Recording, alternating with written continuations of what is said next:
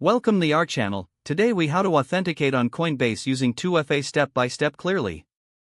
To begin the authentication process on Coinbase, navigate to the website or open the app.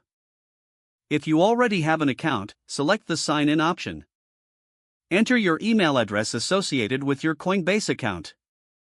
Next, input your password in the designated field. Once you've entered your login credentials, click sign in. If you have two-factor authentication enabled, a prompt will appear asking for your authentication code. Open your Authenticator app on your mobile device. Look for the code generated for your Coinbase account. Enter the code into the prompt on the Coinbase sign-in page. If the code is correct, you'll gain access to your account. If you don't have an Authenticator app, you can opt for SMS-based two-factor authentication. Ensure your phone number is linked to your Coinbase account. Select the SMS option during the sign-in process. A text message with a verification code will be sent to your registered phone number. Locate the SMS message and retrieve the verification code. Enter this code into the corresponding field on the Coinbase sign-in page.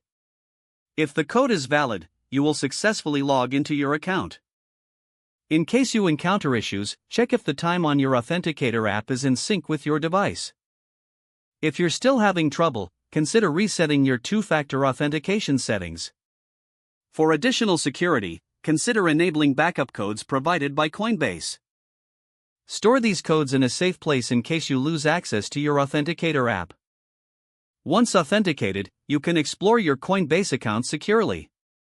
If the page does not load, refresh the browser or try again in a private or incognito window.